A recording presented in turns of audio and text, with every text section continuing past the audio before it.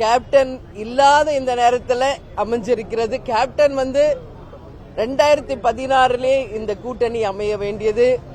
கலைஞர் ஐயா பழம் நழுவி பால்ல விழுப்போகுதுன்னு சொன்னாரு. ஆனா 10 வருஷம் கழிஞ்சு தாமதமாக இன்றைக்கு இந்த கூட்டணி உறுதியாகி இருக்கிறது என்பதை இந்த நேரத்தில் நான் மகிழ்ச்சியோடு தெரிவித்துக் கொள்கிறேன். இன்னைக்கு திமுகவுடன் தேமுதிக முதல் முறையாக நாங்கள் கூட்டணி அமைத்திருக்கிறோம். இது ஒட்டுமொத்த தமிழக மக்களும் சரி, இரண்டு கழகத்தை சேர்ந்தவர்களும் கூட்டணி கட்சியை சேர்ந்த அனைவரும் மிக சந்தோஷத்தோடு இந்த கூட்டணியை வரவேற்றிருக்காங்க. அந்தந்த கட்சியினுடைய தலைவருடைய விருப்பங்க. அந்தந்த கட்சியினுடைய தலைவருடைய விருப்பங்க. நிச்சயமாக மதச்சார்பற்ற முற்போக்கு கூட்டணிக்கு தேசிய முற்போக்கு திராவிட முன்னேற்ற கழகத்துடைய கூட்டணி மிகப்பெரிய ஒரு பலமாக இருக்கும். அது வருகின்ற தேர்தலில் தமிழ்நாட்டு மக்கள் அதை ப்ரூவ் செய்வாங்க. கூடுதல் பலம் இல்ல, கூடுதல் பலம்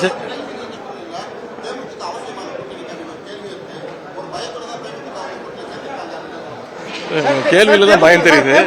கூடுதல் பலத்துக்காக தான் அதிகமான இயக்கங்கள் நம்முடைய கூட்டணியும் நம்முடைய தலைவரையும் தேடி இந்த கூட்டணி இன்னும் பெரிய பலம் சேர்க்கறதுக்காக தான் அவங்க வந்துட்டு இருக்காங்க.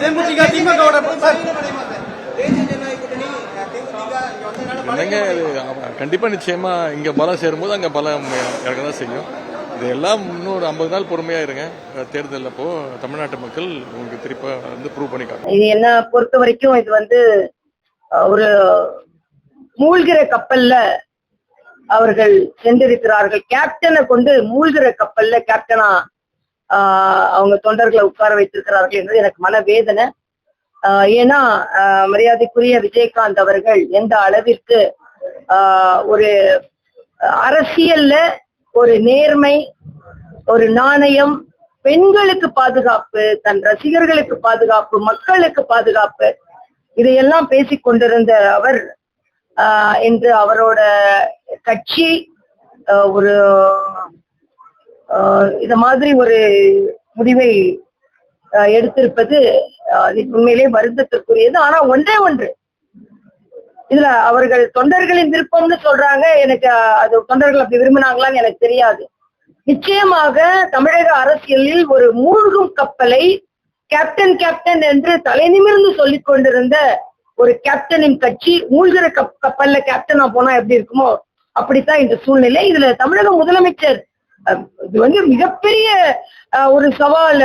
ப்ளோ டு தி அமித்ஷா என்டி அப்படிலாம் சொல்ற அளவுக்கு ஒண்ணும் இல்லைங்க. தேசிய ஜனநாயக கூட்டணி மிக மிக மிக வலிமையாக இருக்கிறது. நிச்சயமாக நாங்கள் வெற்றி பெறுவோம். அதனால பிரேமலதா அவர்களுக்கு எனது அனுதாபங்கள். அதாவது ஒவ்வொரு கட்சியும் எதுக்கு ஆரம்பிக்கிறாங்கன்றது எல்லாருக்கும் தெரியும். ஒவ்வொரு கட்சியும் ஒரு நல்ல எண்ணத்தோட மக்களுக்கு ஏதாவது செய்யணுன்ற ஒரு எண்ணத்தோடு தான் கட்சி ஆரம்பிப்பாங்க. ஆனால் இன்னைக்கு திரு கேப்டன் அவர்கள் ஆரம்பித்த ஒரு இயக்கம், அவர் இந்த கட்சியை ஆரம்பித்ததே எப்படின்னா திமுக போன்ற ஒரு சமூக விரோத ஒரு அரசை அகற்ற வேண்டும், ஒரு ஊழல்வாத அரசை அகற்ற வேண்டும், இந்த மாதிரியான ஒரு குடும்ப அரசை அகற்ற வேண்டும் தான் கேப்டன் விஜயகாந்த் அவர்கள் அவருடைய வாழ்நாள் முழுவதும் போராடிட்டு வந்தார்.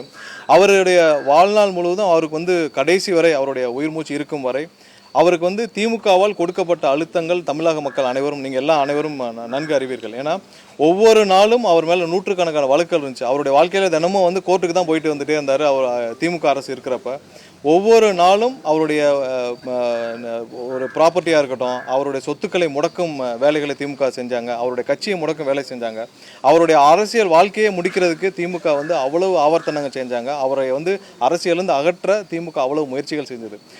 ஒரு உச்சக்கட்ட அழுத்தத்திற்கு கேப்டன் அவர்களை திமுக வச்சிருந்தது. அவருடைய வாழ்க்கை முழுவதும் அவர் போராடி எதற்காக யாரை அகற்ற வேண்டும் என்று போராட்டினார்களோ அவருடைய கூட்டணி வச்சது அவருடைய தொண்டர்களும் அவரை நேசித்த மக்கள் யாரும் அதை ஒரு நாள் கூட ஏற்றுக்கொள்ள மாட்டார்கள். ஒரு விஷயம் என்ன பார்க்கணும்னா, இவங்க எல்லாம் இன்னைக்கு கட்சி ஆரம்பிச்சிருக்காங்க, இந்த கூட்டணி வச்சிருக்காங்க. முன்னாடிலாம் கட்சி ஆரம்பித்தா ஏதோ மக்களுக்கு நல்லது செய்யணும், ஏதாவது செய்யணும்னு நினச்சி ஒரு கட்சி ஒரு கூட்டணிகள் ஃபார்ம் பண்ணப்படும். இன்றைக்கெல்லாம் எல்லாம் ஒரு ப்ரைவேட் லிமிடெட், ஒவ்வொரு குடும்பத்தோடைய ப்ரைவேட் லிமிடெட் கம்பெனி மாதிரி ஆயிடுச்சு. ஸோ அந்த குடும்பங்கள்லாம் சேர்ந்து அவங்களுக்கு என்ன ப்ராஃபிட் கிடைக்குதோ, என்ன ஒவ்வொரு இடத்துல என்ன லாபம் கிடைக்குதோ அந்த லாப நோக்கத்தோடு ஒவ்வொரு கூட்டணியும் வைக்கப்படுது. ஸோ இதில் இன்னொரு விஷயம் நம்ம பார்க்க வேண்டிய விஷயம் என்னென்னா, திமுக வந்து ஒவ்வொரு நாளும் சொல்லிட்டு இருக்காங்க வலுவான கூட்டணியில் இருக்கிறோம், வலுவான கூட்டணியை வச்சிருக்கிறோம்னு சொல்லிட்டு.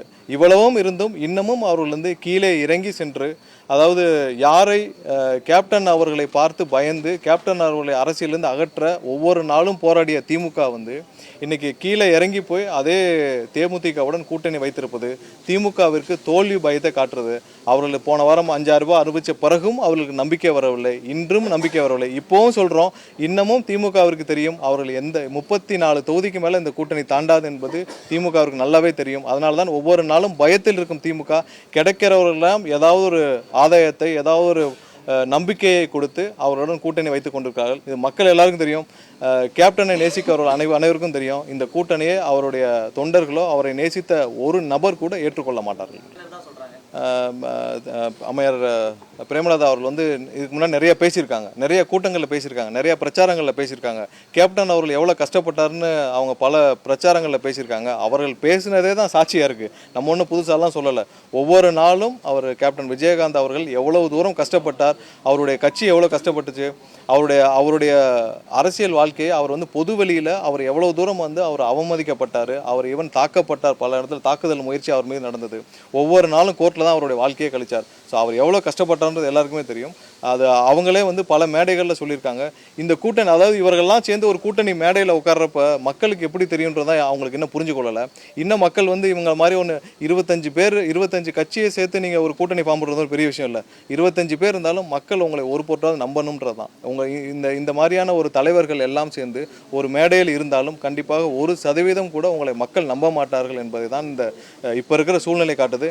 இதுவரை தமிழக வெற்றி கழகம் என்ற கட்சி இல்லை இது கடந்த தேர்தலாம். ஆனால் இப்போ இருக்கும் காரணத்தினால் மக்கள் அனைவருக்கும் மாற்றம் கிடைக்கும் என்ற நம்பிக்கை இருக்கிற காரணத்தினால்தான் இவர்கள் என்ன பண்ணாலும் முன்னாடிலாம் ஏற்றுக்கொள்வார்னு நினைச்சாங்க. ஆனால் இப்போ அந்த சினாரியோ இல்லை. கண்டிப்பாக இவர்களை மக்கள் வந்து ஒரு நாளும் ஏற்றுக்கொள்ள மாட்டாங்க.